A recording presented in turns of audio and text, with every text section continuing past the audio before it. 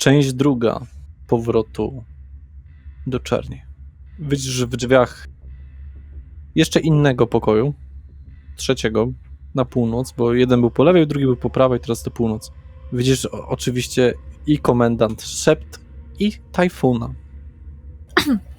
Was, chłopaki, też zapraszam. No dobra, no to ja wchodzę, jeśli nas zapraszają. Ja również wchodzę. Są 3 krzesła. O, czyli W sensie dla was. okej, no Oni siedzą już na 2. Ja też usiądę. usiądę po prawej stronie. Ja po lewej. To ja w środku. Oczywiście ręce na biurku Mhm. i spoglądam na Wendy i wskazuję głową na swoje ręce. Robię to, co Salvi. Tajfun się odzywa. Tej Wendy, Dzień dobry. Dobry wieczór. jak się dzisiaj mamy?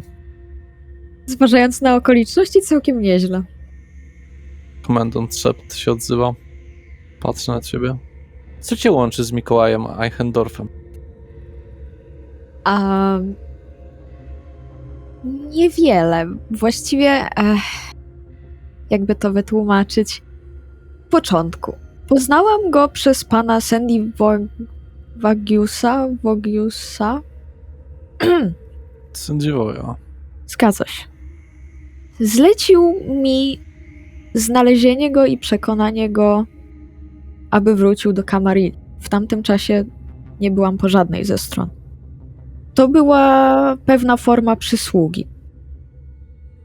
Znalazłam go, porozmawiałam chwilę, próbowałam go przekonać, jednak nie było to proste. Nie udało mi się. I tak się poznaliśmy. Potem widywaliśmy się, uczyliśmy się razem, jak działa ten cały wampiryzm, pokrewieństwo.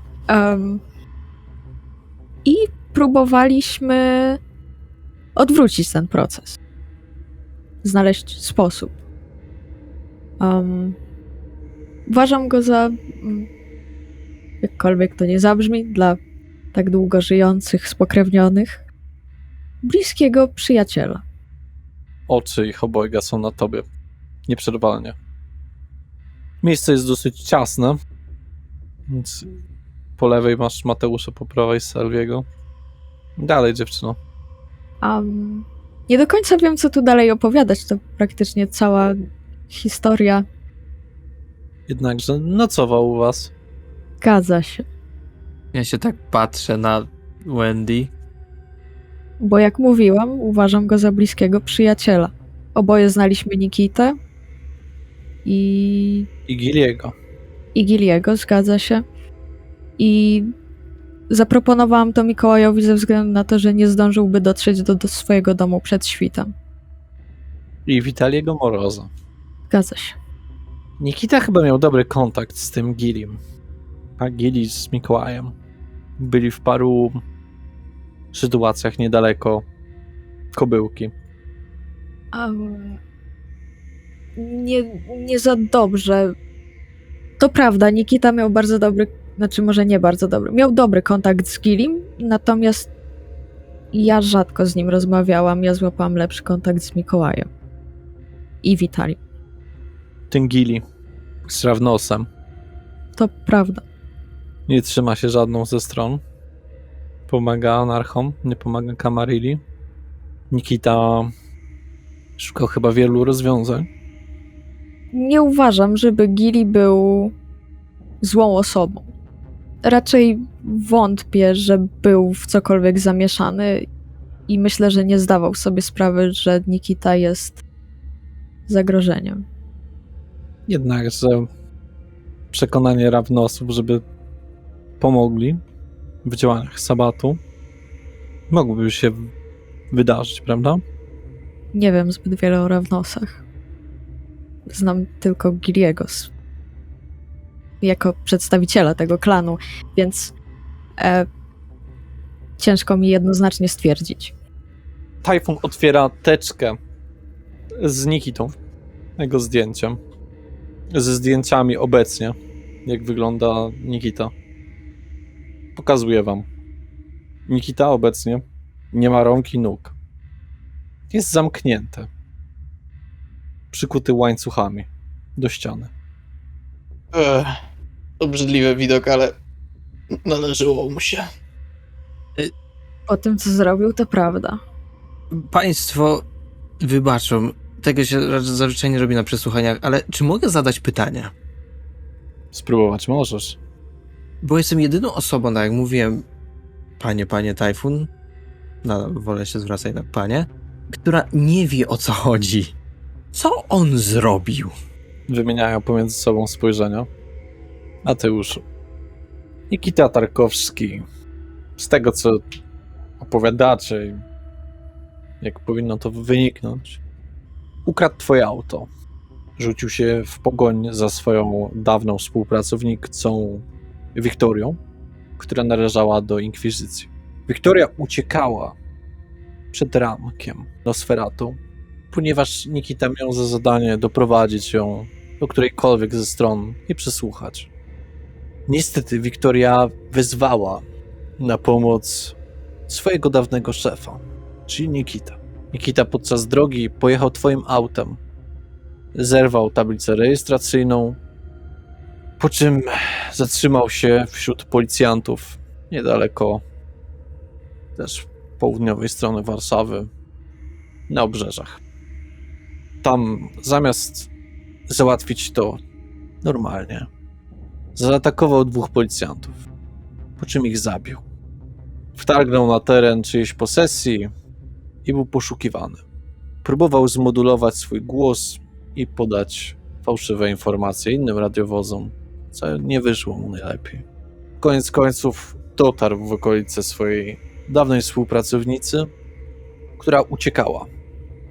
Została złapana przez jednego z naszych dobrych agentów Nosferatu. Wtedy to Nikita Tarkowski, prawdopodobnie pod wpływem emocji, czy też jakiegoś większego planu, zaatakował Ramka, niszcząc jego pojazd, wyposażenie wysokiej technologii i ukradł Wiktorię, czy raczej kod operacyjny czarnego obcasa.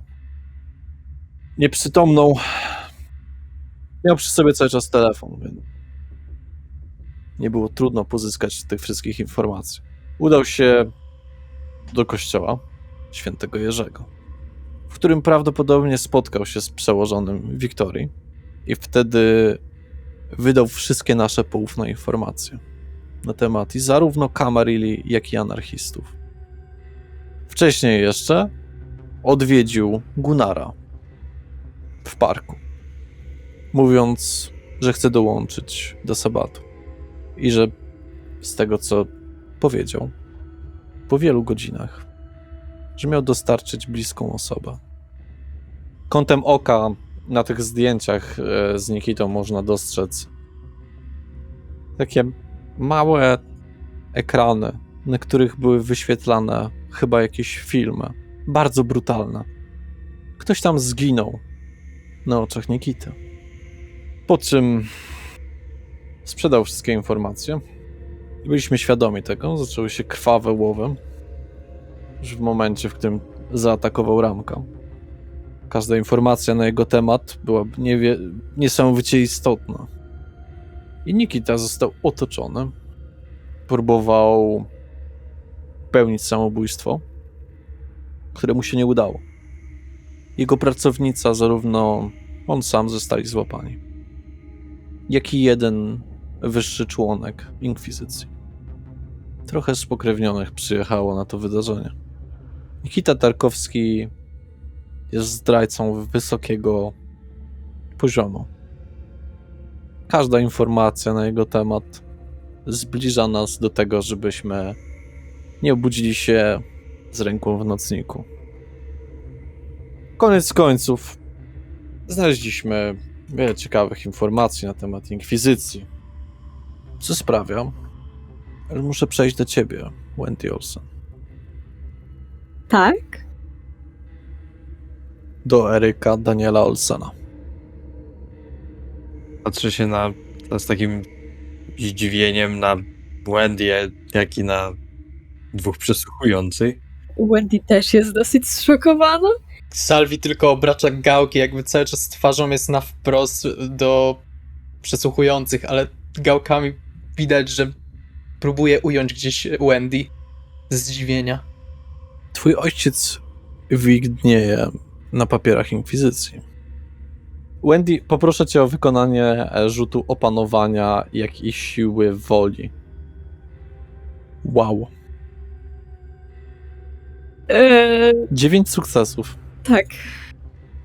Nie będę cię prosił o żaden rzut opanowania do końca tej nocy. Dziękuję. Szkoda. Czy coś o tym wiesz, Wendy? Znajduje się na kartach jako kto? Jako lekarz. Nie wiem, dlaczego miałby się tam zajmować. Nic mi na ten temat nie wiadomo. Zastanów się lepiej. Przysięgam na wszystko, co mam. Nie wiem, dlaczego znajduje się na tych kartach. Rozumiem, zajmiemy się tym. Natomiast Wendy, czemu szuka cię policja? Detektyw jakiś prywatny? O co z tym wszystkim chodzi? to jest dobra historia. Tak więc mój ojciec, kiedy jeszcze byłam młodszym spokrewnionym, mój ojciec chciał nakłonić mnie, abym została w ośrodku psychiatrycznym. Jego ośrodku. I Gabriel oraz Nikita odbili mnie z niego. Więc domyślam się, że moi rodzice, jako że byli zmartwieni, bo byli zawsze nadopiekuńczy, zgłosili to na policję, żeby mnie znaleźć. Byli na komisariacie. Odwiedliśmy ich od tej sytuacji. Najwidoczniej niedostatecznie. Ale tak, słyszałam o tym, że ktoś mnie szuka. Starałam się, kiedy tylko się dowiedziałam, chciałam ja znaleźć tą osobę i starałam się być bardziej uważniejsza na to, co robię. Ale nie znalazłam tej osoby jeszcze. Mam natomiast jakieś dane, jeśli to pomoże. Jakie? Dało mi się dowiedzieć, że detektyw, który mnie szuka, nazywa się Michał Rutkowski. Michał Rutkowski. Był prywatnym detektywem, który mnie szukał. Jeździł jakimś vintage autem. Vogue'iem chyba, ale nie jestem pewna. Taką prawie że czarną limuzyną. Jest podobno starszym gościem po 40. Taki łysy z białą brodą. Szept wychodzi. Ile to sprawdzić? Tyle wiem. Nie wiem, czy to jego prawdziwe imię i nazwisko. Nie brzmi tak. To, co twój stary ma wspólnego z inkwizycją? To dobre pytanie, też bym chciała wiedzieć. Wiesz, że musimy go teraz zabić, prawda? Wendy przegryza wargę. Zdaję sobie z tego sprawę. I całą twoją rodzinę. Słucham? Jest prosta sprawa, jeżeli twój ojciec miał takie kontakty. Mój ojciec mógł mieć, ale to nie znaczy, że reszta mojej rodziny miała. A jeżeli miała, jestem w stanie wymazać im to z pamięci. Znacie moje możliwości. Jestem Malkawianem i jestem... Niestety. Jeżeli są jakieś informacje techniczne, dokumenty, wymazanie pamięci to jedna sprawa. Ale to, co na papierze i na dyskach, to druga. Wątpię, żeby moja mama miała coś z tym wspólnego. Myślę, że nawet nie jest tego świadoma. No ale jeżeli jest, to by byli bardzo blisko spokrewnionych. W końcu poznałaś Aureliusza, poznałaś Syrenę i wielu innych. Ale od dłuższego czasu nie miałam z nimi kontaktu. Nie, jest to dla mnie szok, te informacje. I jak mówię, wątpię, że mają coś z tym wspólnego. Nadal. Każde zagrożenie z szansą na złamanie maskarady. Dobrze o tym wiecie, prawda? Tak, ale mogę się tego pozbyć inaczej. Jak? Jak mówiłam, potrafię wymazać pamięć. Mogę się tym zająć ja. Tak, żeby nikogo nie skrzywdzić. Ale to jest niewystarczające. Mogą być informacje w różnych miejscach. które da się zniszczyć, znaleźć i zniszczyć. Uważasz, że jesteś w stanie to zrobić? Uważam, że jestem w stanie. Z twoją reputacją obecnie będzie ciężko coś załatwić. Szept wraca. Muszę chociaż spróbować. Potaknęła do Tajfuna. No dobra. Tylko jak ci się nie uda, Rozumiem. to się tyczy was wszystkich. Mam nadzieję, że jesteście tego świadomi. Że jakikolwiek kontakt, szczególnie w obecnych czasach, z ludźmi, jeżeli dowiedzą się cokolwiek, uznacie to za słabość i będziecie chcieli komuś o tym wspomnieć. Niestety, w obecnych czasach będziemy musieli się pozbyć każdego nieistotne kogo. Może ja mam taką propozycję, może głupia, ale pewnie państwo znają plus minus nasze osoby, z którymi się zadawaliśmy za życia. A jeśli nie, to czy można po prostu je sprawdzić, czy nie są na tej liście? Albo może od razu kogoś odhaczyć, że tak powiem. To nie chodzi nawet o listę. Spadek Wendy jest wybitnie niefortunny. To prawda jest. Dobrze Ograniczyć by było spotkania. sprawdzić, czy nie ma takich innych przypadków. Wiemy o twoim bracie Wendy. W kontakcie z tą dziewczyną. Zajęłam się nią.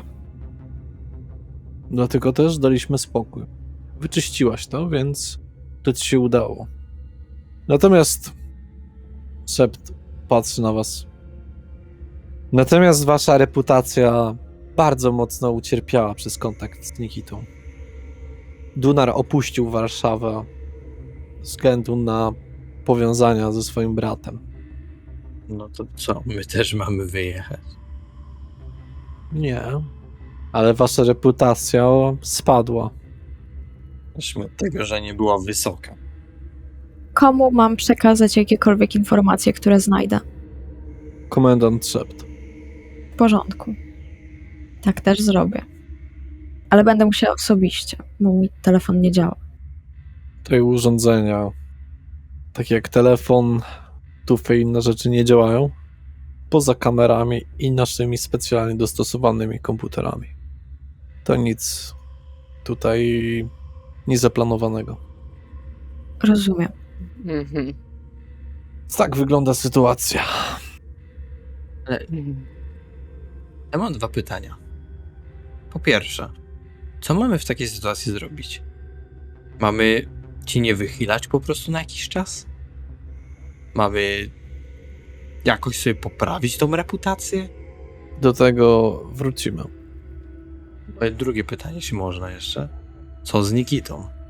Bo jak na razie jest korpusem przyczepionym do ściany. Jest kadłubkiem i będzie kadłubkiem. Nie wiem, czego chcesz jeszcze wiedzieć. Nikita Tarkowski nie jest już waszym zmartwieniem, bardziej brud, który zostawił po sobie, który dotyczy nas wszystkich. Powiem wam tak, Ona chorągieła. jeżeli macie ludzkich, rodzinę, takie tam w porządku, jeżeli nie łamiecie maskarady, jesteście na ziemiach anarchów, macie tutaj swoje sprawy, się nie wpierdalam. Ale jeżeli inkwizycja znajdzie po sznurku was, to doprowadzi do 3., 4., 5. osoby, to oni tak litościwi mogą wcale nie być. Uznają, że stworzyliście sobie gulę z waszej rodziny i inne rzeczy. Skoro już wiecie, więc i tak to powiem. Jak już mówiłam, nie wiem, co mój ojciec ma z tym wspólnego, ale chcę chociaż spróbować ocalić moją mamę i mojego brata, bo nie wierzę, że oni mieli coś z tym wspólnego. I tyle. Daję ci 3 dni. W porządku. Czy my też mamy jakieś specjalne wymagania? Wy jej pomożecie. Co do was, nie uszło mi na uwadze, że znalazłeś kontakt z pewną dziewczyną. Wraca się do mnie? W sensie, Nie, zwraca się do tego, do Solwiego. Czy mógłbym wiedzieć, którą? W sensie imię? Nazywają ją w grupie Domi. Okej, wiem, która. I co z nim? I jest sabatą. Ja pierdolę. Jakie mam poczynić kroki? Ale to jest plus dla nas. Czyli chyba rozumiem. Dowiedz się. Mam się wdać w ich szeregi. Jeżeli będzie jakakolwiek zmiana stron, brak kontaktu, brak czegokolwiek, wybierzemy się. Chyba wiem, o co chodzi, rozumiem konsekwencje. Czy mam jakiś deadline, tak jak Wendy? Masz trochę chyba więcej czasu. No okej. Wątpię, żeby Sabat był na tyle głupi, żeby uderzyć w nas w czasie inkwizycji. Muszą się martwić swoimi sprawami. Jak na razie omijajcie katolickie szkoły, kościoły. Mam nadzieję, że informacje, które podałem pani Syrenie, pomogły. Pomogły nam wszystkim. To się cieszę. No ale jeszcze spytam, czy mam szukać jakichś konkretnych informacji z Domi? Wszystko. No okej, wszystko. Każdy najmniejszy skrawek. Rozumiem. No i znowu do roboty. Czyli dobrze rozumiem, że przez niebywały zbieg okoliczności, że po pierwsze mieliśmy kontakt z Nikitą, po drugie większość z nas, 2/3, może ja też, bo na razie wszystko na to wskazuje, że może tak być, mamy kontakt z osobami, które nagle się okazują z inkwizycji pod Sabatu. Chcecie nas wykorzystać po prostu jako biegów, pozyskiwaczy informacji. Na swoją obronę miałam kontakt z Nikitą, bo zostałam do tego zmuszona. Bo waszą alternatywą z czasów jeszcze z Gabrielem i Leonem było ścięcie. Daliśmy wam szansę, żebyście przyczynili się jakkolwiek do naszej społeczności. Potem Nikita musiał zabić swojego stwórcę, żeby nie zostać znowu ściętym. Podobny los co do Leona. Potem Nikita, jak i również ty, zmieniliście strony. Nie będę w to wnikać. Współpracowaliście więcej z Camarillą na samym początku. To prawda. I jesteście w anarchach. Nie będę w to wnikać, to nie są czasy na to. Chociaż budzą różne emocje u niektórych. Młody Eichendorff przechodzi na stronę anarchów. Ty, Wendy, zabijasz swojego Nemezisa. Twój Nemezis ma powiązania z twoim bratem. Twój ojciec ma powiązania z inkwizycją. Salvi, z tobą też coś jest na rzeczy. To chyba ja sam nie wiem, co może być na rzeczy. Jeśli mógłby pan... Znalazłeś swojego stwórcę? Nie. I to nas martwi. No aż... Zostawiamy was tutaj samych. Dziękuję za informację. Dziękujemy za szansę. Poczekajcie tutaj. Opuszczają. Czy naprawdę moje przesłuchanie polegało tylko na tym, że zapytali mnie Wendy... Wolicie, że może ja zacznę? Bo dowiedziałem się chyba najwięcej. dawaj, Dawaj. Po pierwsze, a nie mówiłem. Po drugie, a nie mówiłem razy 2. możesz sobie to darować. Mateusz, rozumiemy Mateusz. twoją pychę, ale do rzeczy. Po trzecie, to się naprawdę wszystko wydarzyło w ciągu 2 dni, kiedy siedziałem sobie w moim Swoją drogą, pokoju. tak, Tak. było z niego wyjść, to byś wiedział, że odwiedził nas Miki, to byś wiedział, że Salvi spał też u nas. A to jest akurat normalne. No nie zawsze, ale tak, no spa. No, ale... Okej, co insynuujesz, że powinieneś więcej wychodzić z domu? Nie, insynuuję to, że to były bardzo dziwne 2 dni. I mam jedno pytanie kluczowe, bo sądzę, że od tego dużo zależy. Proszę, Czy wy byliście świadomi, po co Nikita bierze mój samochód? Po to, żeby porwać Wiktorię i to tyle. tyle wiedzieliśmy, tyle nam powiedział. To, co później odjebał, dowiedzieliśmy się tak samo teraz jak ty. Rozumiem. My graliśmy w Guitar Hero. pokonałam Salviego. A, no, rzeczywiście. Czyli puściliście... No może to złe użycie słów nie zrozumiałem. Teraz mam powtarzać, że ja nie jestem osobą, która chce walczyć albo rozlewać krew. Nie o to mi chodzi. Po prostu Salvi, czy jest szansa, że ktoś nas teraz słucha? na pewno. Bardzo prawdopodobne są kamery, więc jeśli mają w sobie głośnik, no to wszystko słyszą. Uznaliście, że puszczenie Nikity samego jest bezpieczne. Poza tym, zacznijmy od tego. Nikita wziął twój samochód na początku po to, żeby pojechać i kupić mi konsolę i telewizor, bo chciałam grać w Guitar Hero. Tak. Nikita wrócił z tym, Powiedział, że ma sprawę z Wiktorią, że musi ją porwać i pojechał znowu. To było nie do przewidzenia, że odpierdoli To coś prawda. takiego, że w ogóle pojedzie do Sabatu, nagle domagać się dołączyć do nich. to prawda. Dodatkowo,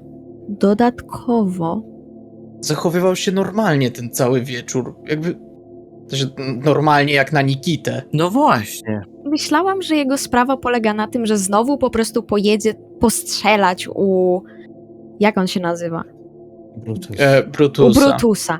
Bo ostatnio jeździł tam często. To prawda. Już się jebany. Ale już sobie raczej nie postrzela. Nie ma No No i dobrze. Jezus Maria. Oni zostawili te zdjęcia? Nie, wzięli wszystkie te teczki i wyszli. Okej. Poza tym, nie wiem czy zauważyliście, ale na tym telewizorze, tam był taki mały telewizorek na tych zdjęciach, ktoś umierał. Kątem oka było coś widać. Domyślam się, że to jego rodzina. W końcu był zdrajcą. Patrząc, że powiedzieli, że umarł ktoś bliski, to strzelam, że albo jego rodzina, albo Przyjaciele. może Gili. O nie! Że bardzo prawdopodobne. Nie. Nie, Gili nie może umrzeć. Raczej by go przesłuchali, tak jak nas najpierw. Może to zrobili. Myślisz, bo jak mówię, Leon nie miał przesłuchania, po prostu został ścięty. No ale my mieliśmy, to jest inna sprawa. Okej. Ponieważ my nie zrobiliśmy nic złego, a jeśli na przykład może Gili już miał swoje za uszami sam w sobie, a do tego, że był W sumie był, kartą przetargową za informację, to prawda, Nie wiem, mam nadzieję, że jest bezpieczny. że do tego nie należał do nikogo, więc ale nikt by nie płakał. myślę, że teraz mamy ważniejsze sprawy na głowie. Są osoby, które by płakały, Mateusz. Wendy, Co najmniej 3. czasem zdaje mi się, że nie rozumiesz trochę tego świata. Czasem zdaje mi się, że ty nie rozumiesz tego świata, bo patrzysz jedynie na niego czarno-biało. Świat nie jest czarno-biały, Mateusz. Weź się w garść. Nie, właśnie Jeśli świat mogę jest się szary. wepchnąć między wasze słowa, mamy teraz ważniejsze rzeczy na głowie, bo jeśli nie zrobimy to, co kazali Wendy, to podzielimy. Troszkę odmeandrowaliśmy, to prawda. Chciałem po prostu Nie. powiedzieć, że to była bardzo głupia decyzja puścić Nikitę i tak dalej, ale już nie będę tego roztrząsał, bo mnie też tam nie było moja wina, mniejsza. Było pilnować swojego samochodu, Wendy, bo nie już, zostawiać kluczyków. Wendy, Mateusz się już przyznał do winy, starczy. Fantastycznie. Czwarta rzecz jest taka, że jak na razie wygląda, że jako jedyny jeszcze, podkreślę jeszcze, nie mam żadnych powiązań z osobą, która byłaby albo w anarchistach, albo w... w inkwizycjami, albo w sabacie. Cały czas myślę. Dlatego chciałbym... To dziwne, że ci się myli. Na swoje usprawiedliwienie chciałbym tylko powiedzieć, że nie miałem nawet pojęcia, że Dominika jest spokrewniona. Ja rozumiem. I oczywiście wierzę wam, że nie mieliście... Kim jest Dominika? Dziewczyna, poznałem ją podczas samotnej nauki jazdy na torze do nauki. Zabrała mnie na jakieś nielegalne wyścigi, uczyła jeździć, nic więcej. Pan sprawiedliwy na nielegalnych wyścigach. Jestem zszokowany. Ja... Nielegalne wyścigi Nielegalne wyścigi... Nielegalne. Tak, ale nie zagrażały nikogo życiu, były na Salvi? opuszczonym... Nieważne. W gwoli ścisłości, to nie my zginiemy, jeżeli ja nie wykonam swojego zadania, to moja rodzina zginie. Ale twoja rodzina jest dla ciebie tak samo ważna. To prawda. A ja rozumiem, jak jest stracić kogoś bliskiego, więc wiem, że to ważna sprawa. Nie będę tutaj mówić, ale musimy porozmawiać, Salvi. Dobrze, porozmawiamy w takim razie, ale Dlatego spytam się ciebie później, bo rozumiem, że teraz nie chcesz rozmawiać o tej sprawie. Rozumiem, że jak na razie naszym priorytetem jest załatwianie sprawy Wendy. Wendy. Mhm. Ja na jutro mam umówione spotkanie z moim kuzynem. Nie I masz. to jest kolejna sprawa. No właśnie. Nie masz. Nie możesz Nie go masz. przełożyć? Albo spotkaj się z nim w innym miejscu, bo na pewno nie w klubie Aureliusza. Ach, no tak. Ja mam takie pytanie bezpośrednio do Mateusza. Ile czasu temu rozmawiałeś ze swoim kuzynem? Już ci Znaczy powiem, nie, inaczej. Ile czasu temu się spotkałeś z nim? Twarzą w twarz.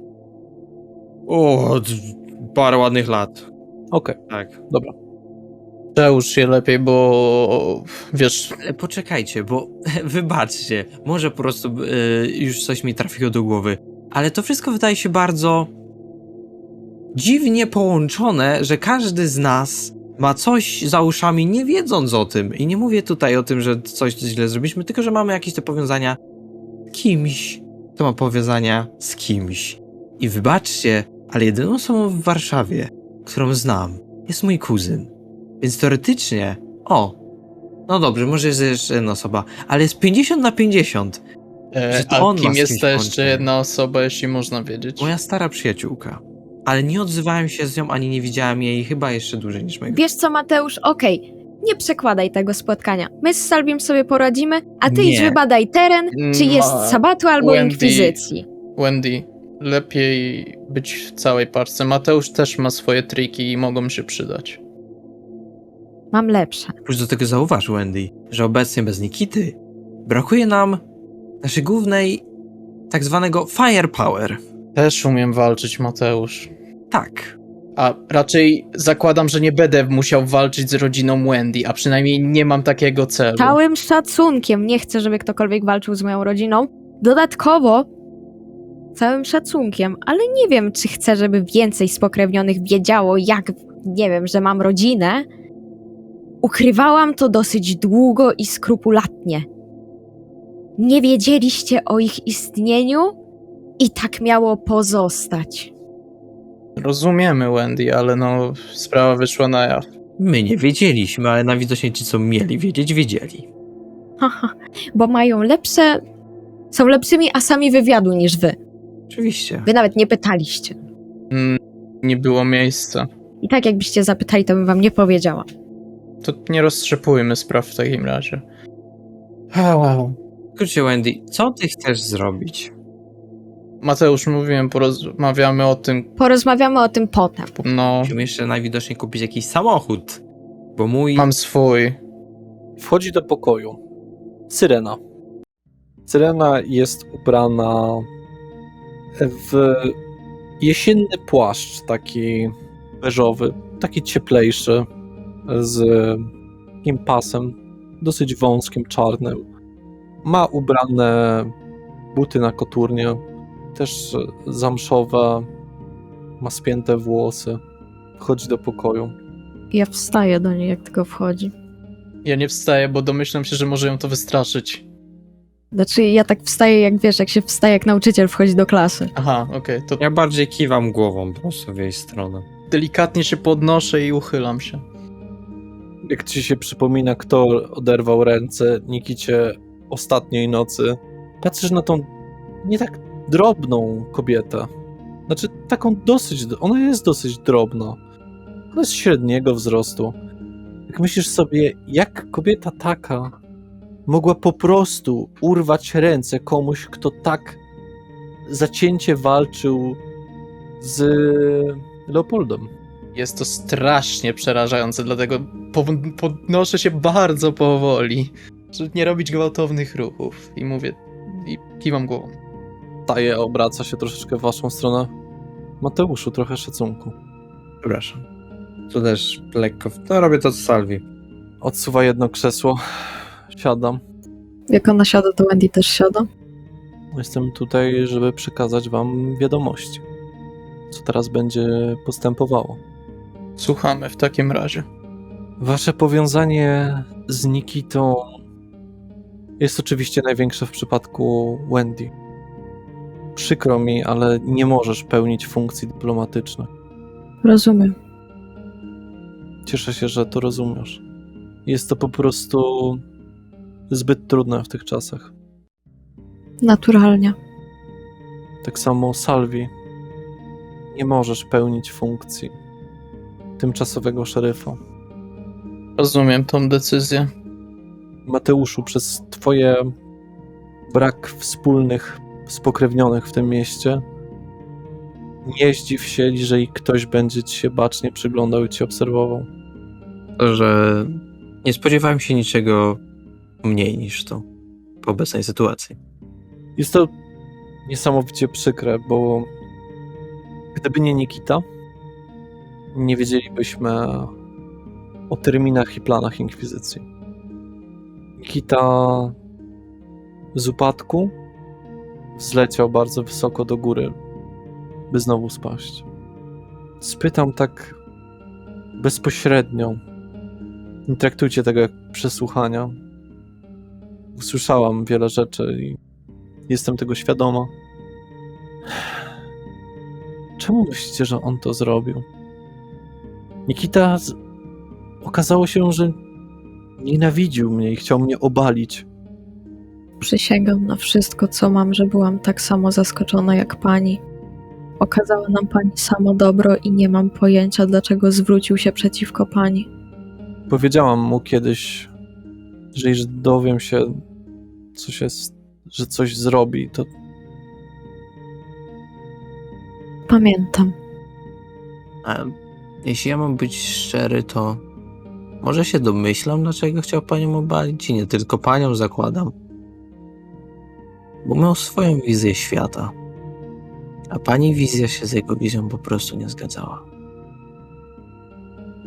wspominał coś. Też nie mówił o tej swojej nowej fali całej? Nie wiem nawet na czym to polegało, ale To miała być... Miało... Proszę, Wendy, mów. Z tego, co pamiętam, to miała być jego nowa książka. której opisywał. Był politykiem, więc chciał po prostu zmienić świat. Nie pamiętam, co pisał w jego książkach. Zawsze uważałam go za słabego pisarza. Może Nikita nie był politykiem, a fanatykiem. Nie wiem, dla mnie to wszystko dziwne. Był przygarnięty przez Camarilla, przyszedł do nas, dostał warunki, potem miał jakiś kontakt z Sabatem, odrzucił podobno zaproszenie do Sabatu, potem miał powiązania z Inkwizycją. Cóż za szaleństwo musiało dziać się w jego umyśle. Czasem przy nim zastanawiałam się, które z nas jest Malkawianem. Czy Chyba u niego. Jeśli chciałam panią przeprosić za jego czyny, Domyślam się, że nie byliście tego świadomi. nie byłam. jakbyśmy byli, pewnie sami byśmy próbowali chociaż go zabić. Zresztą było temu bliskie, nawet bez tego, bez naszej wiedzy. Może trzeba było. Może trzeba było. Przeszłości i tak już nie zmienimy. To prawda. To prawda.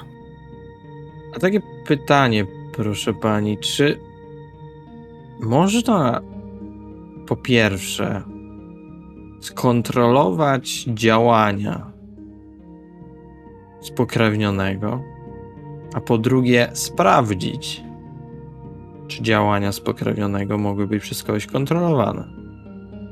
Myślę, że można. Zdarzały się takie sytuacje. Może to jest jakiś trop. Wiele osób potrafi zwalić winę różnych sytuacji na klany. Jednakże ja sama jestem Brudża. Muszę przyznać, zastanawiałam się, czy to był Nikita, czy to była jego, jakby wpływ jego krwi lub pochodzenia. Nie sądzę, żeby pochodzenie miało tutaj wpływ. Musicie być świadomi jednego. Osoby, które przechodzą do Sabatu, mają często prane mózgi. Przestają być sobą. Niestety, po tych informacjach, które mi dostarczono, nie wydaje się, żeby na Nikitę ktoś wpłynął w ten sposób. Nikt go do tego nie przymusił. Gabriel wspominał mi kiedyś o tym. Powiedział, że mój i jego stwórca ochronili nas przed tym, ale nigdy się nie udało. Jednak nie był dalej trenowany w sabacie, więc To prawda. to, że został spokrewniony przez kogoś z sabatu, nie oznacza, że jego mózg albo cokolwiek, co mamy pod czaszką, zmienia się. Myślę, że ma predyspozycję do zmiany, ale nie wiem, muszę przyznać, tamten dzień był dla mnie smutnym dniem. Mateusz się po prostu uśmiecha pod nosem, jak słyszy tak naprawdę wszystko to, co on mówił parę dni temu Wendy. Dla mnie to był również smutny dzień. No cóż, nie ma co chyba płakać nad rozlanym mlekiem. Jeśli mamy jakoś naprawić swoją reputację zbrukaną przez tą chorągiewę, no to lepiej, żebyśmy się zabrali do roboty, zwłaszcza, że mamy pewien deadline. Powiem jedno. Poprawia się na krześle. Musicie pozostać nisko. Nie może być tutaj wpadki, bo wiele oczu spokrewnionych jest teraz na was. Gunnarem nie martwcie się. Uważajcie to za sprawę załatwioną. Gunnar już nie żyje. W porządku. Chociaż jedna dobra wiadomość. Postarajcie się po prostu zrobić, co możecie na własną rękę. Jest teraz na pewno mniej spokrewnionych, zdolnych do pomocy. Musicie też rozumieć, że spokrewnieni mają bardziej teraz związane ręce, jeżeli chodzi o pomoc wam. Rozumiem. Nikt tutaj nie chce kogoś oskarżać, że ktoś jest z sabatu, czy ma powiązania z inkwizycją, czy wilkołakami. Więc postarajcie się robić to, co potrzebujecie na własną rękę. Jeżeli macie zaprzyjaźnionych, spokrewnionych, myślę, że z ich kontaktu możecie skorzystać. Natomiast respektujcie teraz szczególnie tereny należące do starszych spokrewnionych, Dobrze. do ich domen. Dobrze. Zawsze to robiliśmy, jednak będziemy na to uważać. I jeśli mogę zapytać, pani Syreno, czy dalej jesteśmy z Salvim Co narchów? anarchistami? Jesteście. Natomiast jesteście na włosku. Nie ukrywam, wspominałam o tym, to jest bardzo duża zasługa, że wtedy z Ramkiem i z Nikitą dostaliście te informacje. Nikt wam tego nie zapomni. Wszyscy o tym pamiętają. Jesteście teraz w bardzo słodko-gorzkiej pozycji. Nie rozwiązujcie niczego siłą. Zacierajcie po sobie ślady, żeby nie wiem co. Jesteśmy teraz świadomi inkwizycji bardziej niż kiedykolwiek. Nie jesteśmy nagrywani w tym momencie. Jeżeli się tego obawiacie. Nie mam nic do ukrycia. Ja również. Chciałbym tylko zrobić co mogę, żeby pomóc wszystkim spokrewnionym i odzyskać swoją wiarygodność. Chciałabym, żeby po prostu to, co się wydarzyło, nie miało miejsca.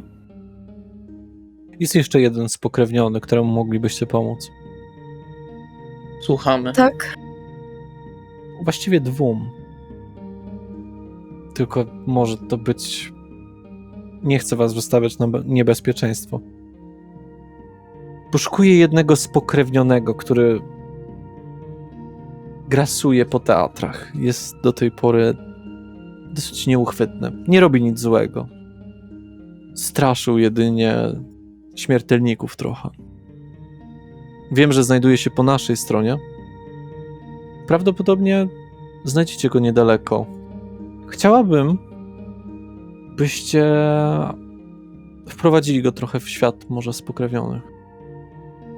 Ale że on jest świeży? Tak. Okej. Powinien być w którymś z teatrów niedaleko nawet samej w sobie przystani. to wam ukróci troszeczkę. Nie jestem w stanie się tym zająć. Jeżeli natraficie na powstańczyka, musicie mu przekazać to. Powstańczyka. Tak. Przepraszam, ale chyba nie kojarzę. Tego chłopca, który was tu przywiózł. A, Po prostu poinformujcie go. On tutaj zajmuje się spisem i wszystkimi informacjami na temat spokrewnionych po naszej stronie. czy mógłbym jeszcze poprosić o powtórzenie, w którym z teatrów możemy spotkać tego spokrewnionego? Nie jestem tego pewna, ale mówię w okolicy przystani. Tam, gdzie się spotkaliśmy po raz pierwszy, Salvi. Dziękuję. Jakbyś nie pamiętał park Skaryszewskiego. Więc może zróbcie to. Przynajmniej tak będziecie mogli w stanie powoli odbudowywać swoją reputację. Pani Syreno, jeśli mogę coś powiedzieć. Zajmiemy się tym. Natomiast chciałabym na razie spróbować ocalić moich bliskich. Zrozumiałe. Mam na to 3 dni. Po tym czasie mogę się tym zająć, ale Zrozumiałe. Ja również chciałbym pomóc Wendy, więc jak załatwimy sprawę, od razu za to się zabierzemy. A to ja mam może jeszcze jedno pytanie, które chyba nikt nie zadał, a może pani zna odpowiedź na nie.